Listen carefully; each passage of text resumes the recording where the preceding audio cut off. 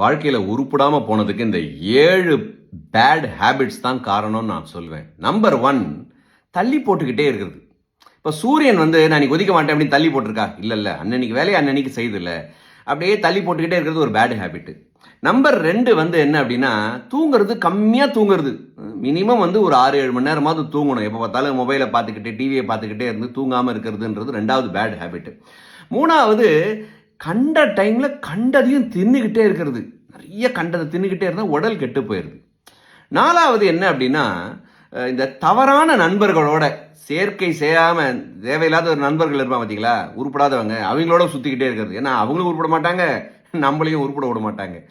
5வது, ஒரு விஷயத்தை அப்படியே பிடிச்சிக்கிறது. என் வாழ்க்கையில் எப்படி நடந்துச்சு தெரியுமா அப்படின்னு சொல்லி அதையே பிடிச்சிக்கிட்டே இருக்கிறது. அது விட தெரியணும், விட்டாதான் அடுத்த லெவலுக்கு நம்மளால போக முடியும். 6வது, சார் நீங்கள் நேரம் சரியில்லை சார், ஜோசியர் சொல்லிட்டாரு நேரம் கிளம்பெல்லாம் சரியில்லை, நான் கரெக்டான டைமுக்காக வெயிட் பண்ணிட்டு இருக்கேன் சார் அப்படின்னு சொல்லி அது ஒரு கெட்ட எண்ணமாகவே இருக்குது. இப்போ இந்த தருணம் தான் கரெக்டான தருணம் நம்ம வாழ்க்கையில். கடைசியா, சோம்பேறியா இருக்கிறது. வாழ்க்கையில சோம்பேறியா இருந்தால் உருப்படவே முடியாது.